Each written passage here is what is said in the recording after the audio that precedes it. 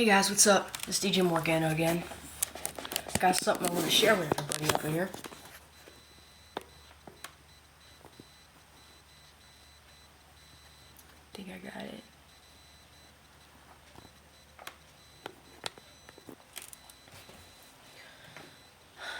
Last night, I was going to sleep about 7 or 8 something, because I was tired. And then, I think at 9 o'clock, I woke up from probably a little deep sleep. My friend, his name used to be Alan. I'm not even going to mention his last name, I probably forgot it anyways. And now, years ago, when I was in school, I used to go to Bosie's, Ellesmere, I think in Elmira, New York. When I was a teenager, when I moved out of New York City, when I was 14 years old. I was born and raised in New York City in the Bronx, from the time I was born to the time I was 13 or 14 years old. And then, like I said, I moved out. It's a good thing I got out of the ghetto a long time ago. I grew up in the Bronx, the north side, where all the American Latin, the Spanish and the Latinos, the Puerto Ricans, I got Puerto Rican in me, Arawakan from my mother's side, and the European, from my biological father's side. But anyways, I really want to say this. So in the school, when I was a teenager, in Bosie's, Ellesmere, there was a friend that I had. His name was Alan. I mean, don't get me wrong, sometimes, me and my friends, me and my classmates, we got on each other's nerves a little bit, not always. But to make a long story short, one time my mom told me, Amber, there's someone in your class that's transgender. And I was like, really, who? And we talked about it, and then my teacher let me know. I think it was before or after. One time in the kitchen, we were going to do like kitchen duty and stuff in the kitchen, in the school kitchen, where sometimes we would make lunch, and things like that. Because sometimes different classes, they have certain jobs. But anyway, Alan, he came over to me and he told me, hey Amber, I gotta tell you something. I'm transgender. And I was like, what? And we talked about it, and I was like, oh, okay. Now, I didn't know that he was like that. I had no idea, because looked like a guy, sounded like a guy, dressed like a guy, you already know the rest. Now, I prayed for him. Not often, shame on me for that. But then one time, way before I moved down here to Florida, when I was 24, in 2019 in October. One time in the mall, when I used to live in Elmira, New York, one time in the mall, I heard Alan's voice. And he said, hi Amber. I turned to him, and the minute I turned to him, I saw he was wearing, like a dark shirt, long. He no longer dressed like a guy. This dude is now dressing like a woman now, straight up. So in the mall, he's like, hi Amber. And the minute I turned to him, I was glad to hear his voice. So at first I was going to be like, hey, Alan, what's up? And so, but the minute I turned to him, this is my reaction the minute I saw him wear a dress. I was like, hey. Okay, because now I'm thinking in my mind, wow, this dude is really trying to be a woman. And I'm thinking like, dude, you're a guy. Get it through your head. Okay? Now, I got nothing personal against Alan, but I don't agree with the lifestyle that he's chosen.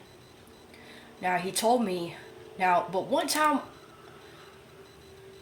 we didn't really talk much, but one time when I was living in Kissimmee, Florida, when I was from 24 to 25, 26, I think, somewhere around there, before I moved up here to northern Florida when I was 27, right before my birthday when I was 26. So, he contacted me one time when I was living in Kissimmee, and he said that his family didn't want anything to do with him, which I do understand why his family didn't want anything to do with him to a certain extent, because his family are probably Catholic or Christian and they don't agree with the lifestyle. Now, I understand where his family are coming from because I myself don't believe in living the transgender perverted lifestyle. But at the same time, I also have compassion on the sinner because I don't want nobody to go homeless. Okay? Well, he said he's living with his sister right now. He told me that last night when he contacted me. So at 9 o'clock, I would say last night, 9 something, I woke up. And now he wanted to be called Ashlyn, in which I saw that on the internet before. And I'm thinking like, okay. But I did call him Ashlyn, for a little while last night when I was talking to him. And because last night, and now to get to what happened last night, I was going to sleep at 7 or 8 something, but then I woke up at 9 something real quick just like that.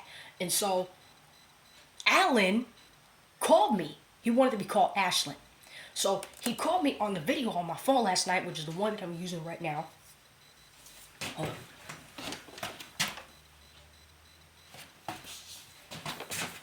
I thought I saw something. So he called me on a video last night. I think it was on Facebook Messenger or Instagram. I think it was Facebook Messenger. So I answered the phone and I said, oh man, because I was waking up. I was like, oh dude, hey Alan, what's up?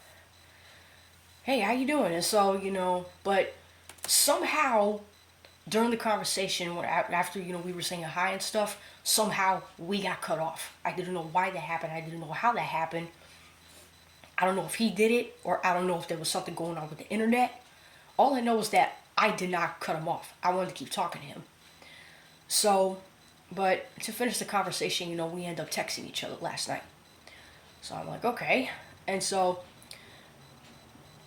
Alan, who now wants to be called Ashlyn,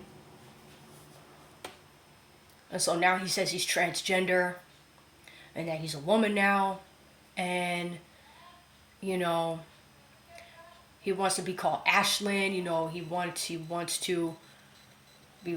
wants to be represented as a girl, as a woman. And I tried to tell him a couple of times last night. I did call him Ashlyn, for a few times, during that conversation. But mostly I didn't want to call him that because I knew inside he was still a guy.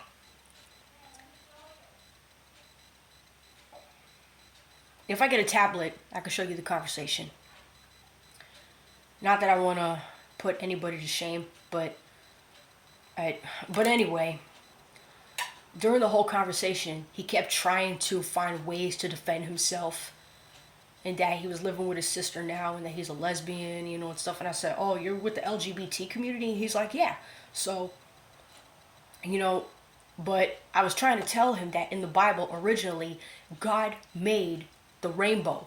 So way before I found out about the LGBT community, especially with the first one that I saw, with the rainbow flag, and now all of a sudden with the pansexual, asexual and all this stuff with the different color flags. Guys, I'm going to tell you something. I can't lie. I like the pretty colors. But what I don't like is that people take what God himself has created and perverted it and use it for their own agenda. And I'm going to be honest. I don't care who I get mad on this internet. Now don't get me wrong. I love people, but I'm going to say this straight up. Love doesn't compromise with sin. And that's also what I tried to tell Alan last night when I was talking to him and texting him on the phone. Okay? I was literally trying to tell this dude, like, Alan, I got nothing personal against you. I told him that a couple of times. Alan, I got nothing personal against you. I just don't agree with the lifestyle that you're living. I had to be honest with him. But at the same time, I also wanted to be gentle, not to say that I didn't correct it. But, he's like, oh, you're criticizing me, and this and that and the other. And then eventually, he started getting nasty with me and cursed me out. So now I'm thinking, okay, now you're getting disrespectful just because I'm telling you the truth? Really? But at first, way before all that, he was like, oh, I'm not a dude. I'm like, doesn't that mean a guy? He's like, Amber, when I told you this when I was in school, why are you surprised? I said, well, at the time, you sounded like a guy. You look like a guy. And I was trying to tell him, whatever gender that God has assigned to you from birth, if you're a man, if you're a boy growing into a man. And if a girl is a girl, she's growing from a girl to a woman. And it's simple as that. And I told him that in the text message. And I was trying to explain that to him. Alan, I do love you as a friend, but I cannot compromise with something that God is against. I said, God's kingdom is a holy royal priesthood. I can't compromise and rock with what everybody is doing, okay, just to please their flesh. And I said, God is not going to lower his standards to please people's flesh. And, it's like, oh, God is love. God loves everybody, and yes, God does love everybody, but it's not the type of love that we think. Love doesn't mean compromise with sin. And it's simple as that. And it's about time people started getting that through their heads. You understand?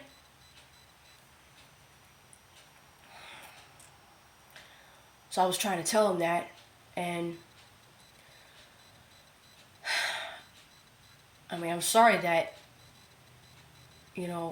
he's probably living with his sister right now, and I miss all my friends, but Alan, I really pray for. I really do. Like I said, I got nothing personal against the dude, he did tell me one time, a long time ago, that, he was trying to tell his mom, like, what he was thinking and what was going on with him. But and that was way before, and I said, oh, okay, so you wanted help, but you didn't want the judgmental part, which I understood that, because we're supposed to tell the truth in love. And now when he contacts me, now he's like really deep into that sin. And see, guys, this is another thing, okay? We need to speak the truth in love, okay? Because, like, you do want to speak the truth, but you want to do it in love. You don't want to overly criticize someone. Not to say that you cannot rebuke the sin. You have to rebuke the sin. But you have to let people know, like, listen, I know you're struggling with this, but we can work through this, And even though you're supposed to tell people it's a sin, but you got to be patient with that person, And I told him last night, I said, if you want to go ahead and, because, he was calling me the B word and all this stuff, telling me to F off or whatever. And I said, look, Alan, you want to live that lifestyle? That's fine, But you want to go ahead and block me? That's fine. But I'm not going to block you, because I'm still going to be here, waiting just in case. He's like, you're going to wait for the rest of your life? And I was like, yeah, And God's patient with us. Look at how God is patient with us. So I want to treat people the way God would, let alone if I'm spiritually his child and he's my spiritual paternal father, And I said, Alan, I can't compromise. I can't, go rock with certain things that God is against. God is holy, He's not going to have sin in his presence. I didn't really tell him that. I wanted to tell him that, but I was trying to tell him hopefully in a way where he could understand. And, he's like, oh, I'm going to heaven and this and that and the other. I'm like, Alan, God is holy. He's not going to, you're doing something that God is against, And I told him, like I said, whatever that gender you are aside from birth, that's what you are. That's why I told him in the text message. And so I tried to send him a video. You guys could also look it up on the internet. Transgenderism in the ancient world. Because, guys, I'm going to tell you something. The spirit of perversion has been here for a long time. The spirit of perversion has been here since ancient times. The Nephilim, the giants and the giantesses, okay, with, from the women and the fallen angels and corrupting the entire, corrupting the human bloodline, corrupting the animal bloodline, and maybe with the plants. I don't know what they were doing with the plants, those angels. 200 of them that came down. But anyway, okay, guys, from the giants and the giantesses, especially with the female giants, with the Amazonian warriors, and I looked up the word Amazon, and these were female giantess warriors in, I think, somewhere in a European country, from, I think, Ukraine, Russia, I think another country, but it was in Europe, that in the Bible, that the human men were terrified of these female giants. I'll probably send you guys a video and probably record it so you guys can see where I'm coming from. So, these Amazonian female giantess warriors, the female Nephilim, what they would do, she would cut off her breast, and she would cut off her right breast also. And also, Guys, it's a pagan ritual that they do. This so-called transgenderism, guys, I'm going to tell you something. It is a pagan ritual that worships idols. And people that actually used to do these things to their bodies, cut off certain parts of their bodies, okay? It's a pagan ritual. It's a ritual that people would use when they would worship idols, especially goddess worship. You know? And plus also with the female giantess, they probably got tired of being hurt, you know, by the Nephilim brothers. So what they wanted to do is that these female giants, they wanted to make a whole army, a whole female warrior clan without any men. And when some of these female giant Nephilim, when they would have sex, and they won't even let the father be around. They'll just let the father go. So I'm thinking, okay, a lot of these women going out here having sex outside of marriage and having children and the father's not around. Okay, so that's also a part of the Nephilim demon lifestyle. Okay. So, and these female giant Amazonian Nephilim warriors, if they have a daughter, they would train their daughters to fight immediately. They would train their children how to use, they would train their daughters how to use weapons, okay, before she could be able to speak. Now, this is the part where it gets real bad, okay? This is why treating children with favoritism is also demonic and it's evil. This is why child abuse is evil.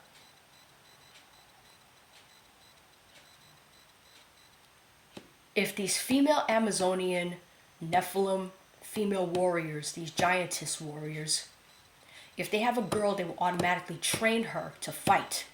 Now, if it was a boy, you know what some of these female giantess would do? They would either kill him right away or they would break his arms and legs so they wouldn't fight. Oh yeah, these giants, they were evil. These male and female giants, they were evil. Okay? And they didn't do that just to do that. They did that for a reason. Because they were going against the natural orders. Because these male and female giants, these Nephilim, you guys, these monsters, they were evil. They were corrupting these fallen angels and the women. They were corrupting the human bloodline. Okay? All of this is rebellion at the highest peak. Straight defiance and rebellion against God. Going against all of the natural orders that God has set up, let alone within the biological area, especially in the human race. You guys could look up the internet. Let me see if I can find it. Hold up. Hopefully you guys can see where I'm coming from. Hopefully I can go over to YouTube.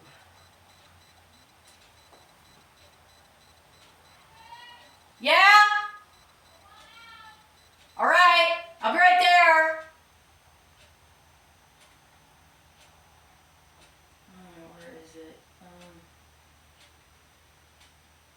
trying to find it, man. Where is it?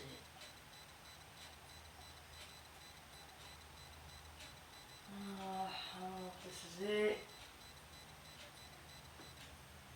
I don't want to be interrupted. I'm very busy. I don't know if this is it. Wait, hold up. Oh man, what was that video?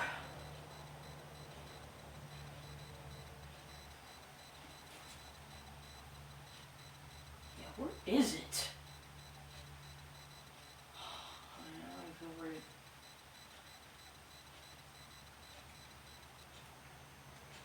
A second. Queen of the Nephilim. I'm trying to go to a certain channel so I can find it. Hold up. Man, where is it? Okay, it's on this channel right here. Hold up. Come on. If you live in a Florida zip code and have 0 I'm gonna shut this video. I'm gonna stop this video. I'm gonna do another one. Hold up.